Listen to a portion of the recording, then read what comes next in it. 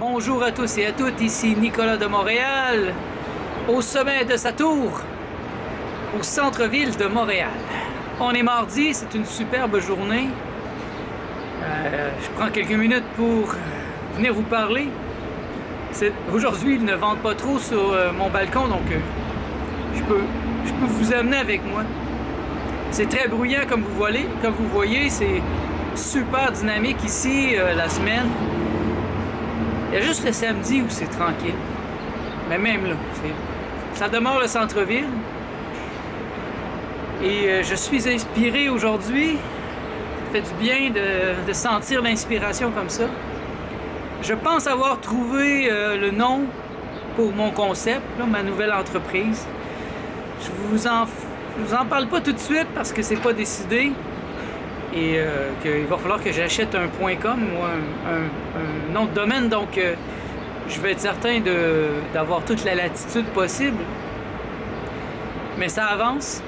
J'ai déjà une belle idée de ce que ça va avoir l'air. Je le visualise.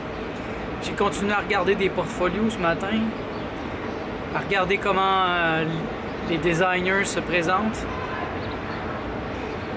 Et c'est cool, ça fait du bien de me renouveler. C'est quelque chose dont je vous parle depuis quasiment le début de l'année, que mon désir est de me renouveler. Et là, c'est en train de se faire. C'est vraiment en création.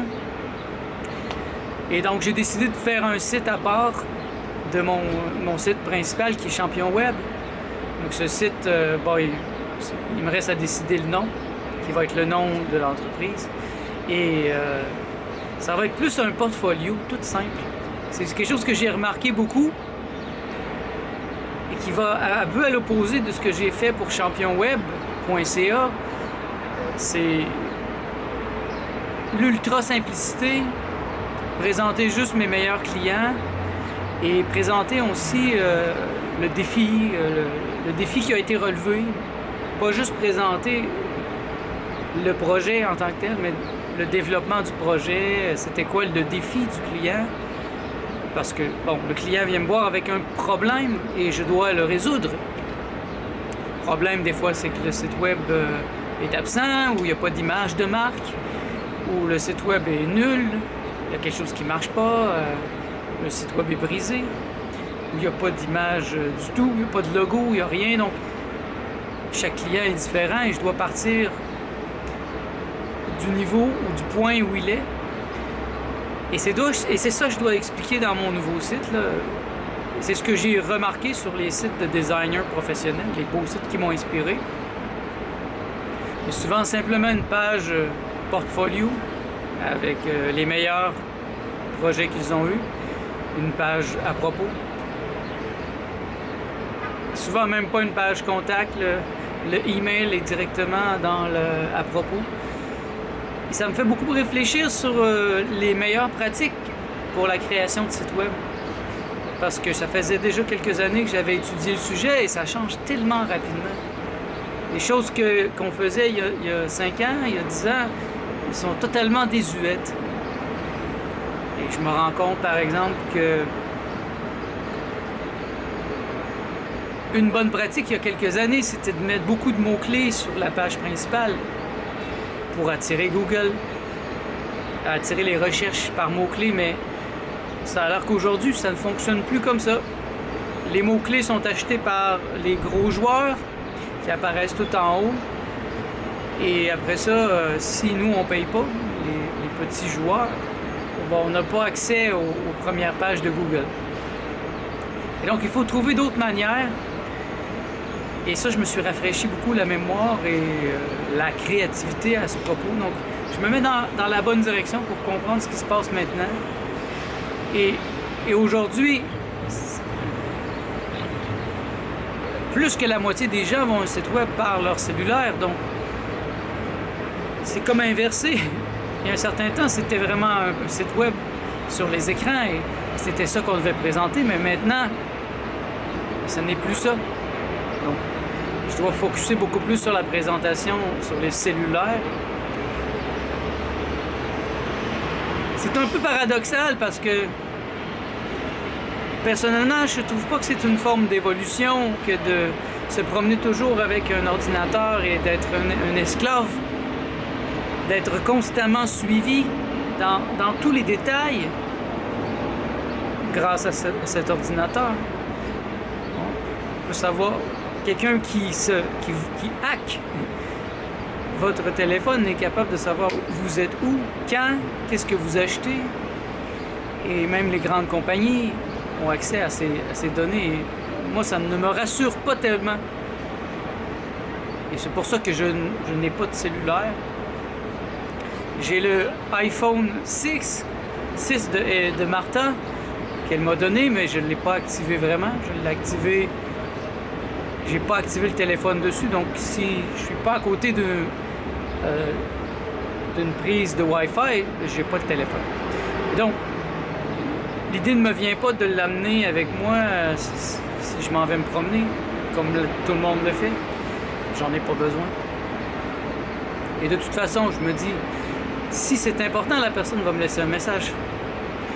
Et c'est toute une société qui est basée sur ça. Et moi, je suis en train de vouloir mieux comprendre ça pour tirer mon épingle du jeu, mais en même temps, je pense qu'on devrait revenir à un moment où il n'y a pas de technologie, il n'y a pas d'ordinateur, il n'y a pas de téléphone, et qu'on est capable de communiquer entre nous.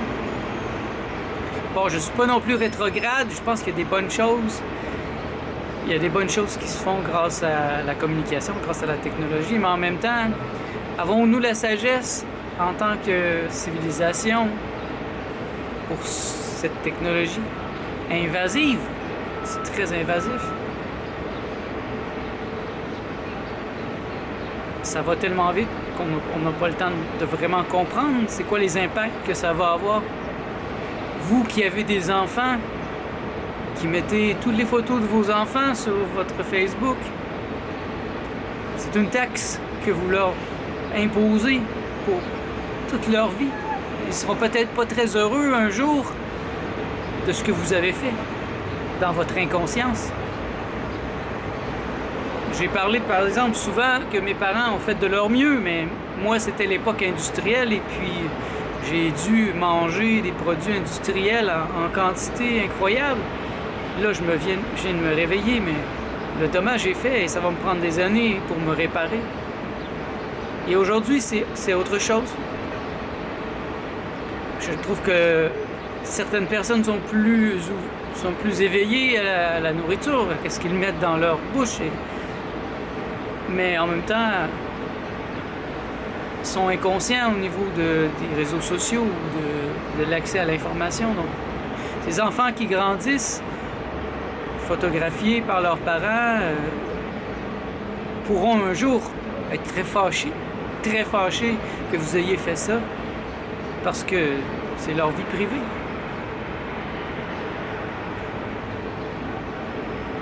Par chance, je n'ai pas eu ce dilemme. J'en ai eu un autre qui est tout de même quand même assez grave. Mais moi, c'était l'époque où ils ont fait croire à ma mère et à plein d'autres femmes que c'était beaucoup mieux de donner aux enfants du lait en poudre que du lait maternel. Et moi, je n'ai pas eu accès au sein de ma mère quand j'étais jeune. J'ai dû boire du lait en bouteille. C'est complètement ridicule, mais toute une génération de femmes l'a cru. L'industrie du lait est très perverse et elle a réussi. Et chaque époque a ses problématiques. Et je trouve qu'aujourd'hui, la problématique est cet accès à l'information, l'inconscience de la majorité est exploitée par des grands joueurs de l'appareil manipulateur plutocratique qui nous rend encore plus vulnérables. Tant qu'une personne ne sort pas du nombre, ça va, mais si le moindrement elle veut affirmer quelque chose, s'affirmer un peu comme moi qui parle de certains sujets qui vont déplaire, les psychédéliques, la conscience, l'éveil, la philosophie, eh bien moi je peux m'exposer à des réprimandes. Et ça peut aller loin. Et donc, c'est pour ça que j'utilise le mot expérience psychédélique. Certains d'entre vous auront compris pourquoi je ne suis pas plus précis. Je ne peux pas l'être sur les réseaux sociaux. Je préfère être plus vague. Et ceux qui me connaissent de toute façon, ceux qui sont près de moi, ceux qui sont physiquement mes amis, le savent. Ils savent qu'est-ce que j'ai pris, quelle est la substance que j'ai utilisée. Pour les autres, eh bien, si vraiment vous êtes trop curieux, je vous invite à venir à Montréal, me voir, me rencontrer, me parler. Je serais très content de vous rencontrer si vous avez des questions ou si vous résonnez avec mon énergie. Donc c'est ça. Aujourd'hui, journée inspirée. Je suis heureux. Je suis heureux d'avoir enfin trouvé la lumière. Là, ça se place. Mais je vais pas encore passer à l'action. Là, tantôt, j'ai joué un peu avec mon logo. J'ai joué avec des éléments pour créer mon logo d'entreprise. Mais il n'y a rien de définitif. Et je veux encore me donner du temps pour réfléchir avant de me lancer. Parce qu'une fois que ça va être fait, ça va être facile. C'est un peu comme une de mes toiles que j'ai fait qui s'appelle Self-Portrait. C'est une toile psychédélique. Et ça m'a pris un bon 2 ans à l'imaginer dans ma tête, à voir quelle couleur j'allais mettre, comment j'allais m'en sortir, comment j'allais même techniquement la faire.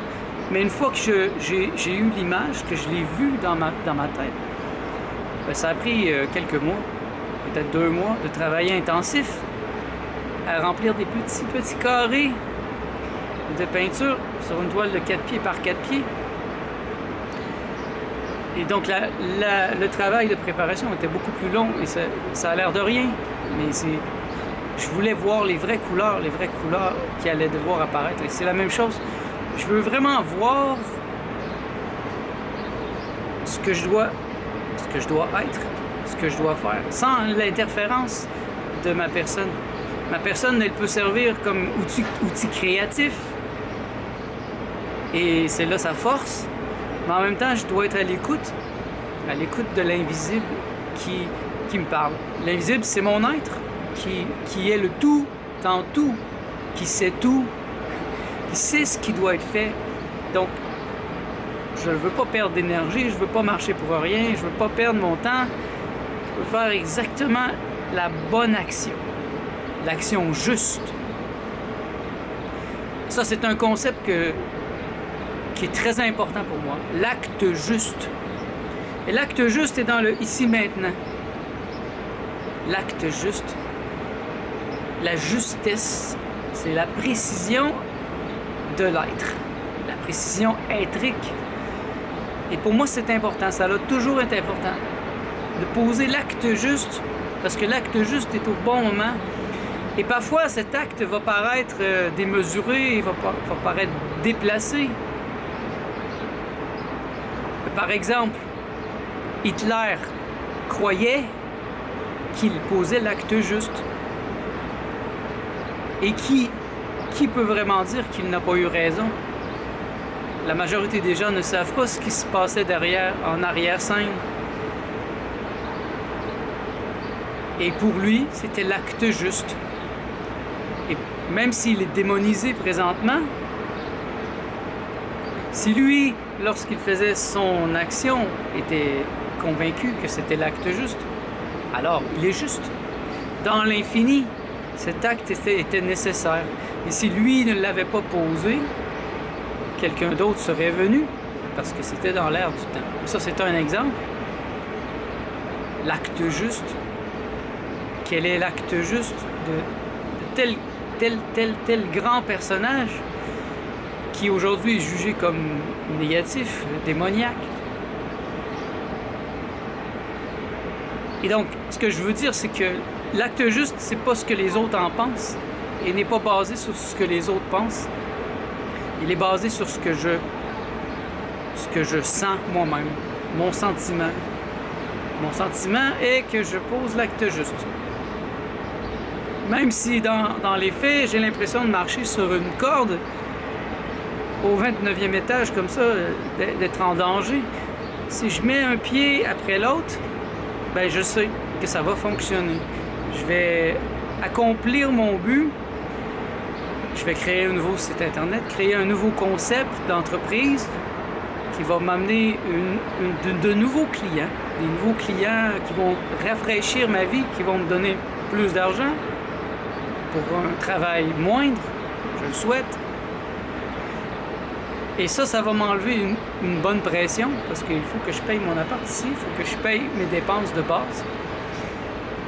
Il faut que j'assume le fait que je vis au centre-ville de Montréal avec tout ce que ça importe. Donc, je n'ai pas peur, je fais face à la réalité, même si ce n'est pas ce que je voudrais. Ce que je voudrais, moi, c'est que l'argent tombe du ciel, qu'on nous donne l'argent. Et c'est pas si farfelu que ça. Il y a des gens qui pensent à cette idée présentement de le salaire à vie pour tous. Que chaque personne aurait un montant d'argent. Il y a des pays qui l'ont fait, qui ont mis les banquiers en prison. C'est criminel. Et ils ont changé le système pour qu'ils reçoivent un salaire à chaque mois. Et ce n'est pas impossible. Si tout le monde le désirait, alors on pourrait travailler pour le plaisir. S'il y en a qui veulent travailler, même s'ils ont assez d'argent pour payer tout, ben qu'ils le fassent. Moi, je sais qu'est-ce que je ferais. Je passerais beaucoup moins de temps à penser à faire des sites internet pour des clients. Je m'amuserais avec des idées, avec mon œuvre. Je serais un créateur plus productif. Mais je suis pas en train de me plaindre. J'accepte le monde tel qu'il est. Ça, je l'ai fait il y a une dizaine d'années quand j'ai décidé de travailler. J'aurais pu continuer à rester sur l'aide sociale, mais j'aurais été pauvre. Et ça aurait pu devenir difficile. Alors, j'ai choisi d'intégrer cet aspect dans ma vie, d'intégrer l'abondance de l'infini dont j'ai parlé hier, et finalement d'être intégral, d'avoir une pensée intégrale, d'avoir une vie intégrale et un bonheur intégral. Hein? Bien voilà. Je suis très heureux que vous soyez à l'écoute de mes pensées, de mes paroles. Ça me touche de savoir que ça vous intéresse. Puis, merci. Merci d'être à l'écoute. On se revoit dans le prochain vlog.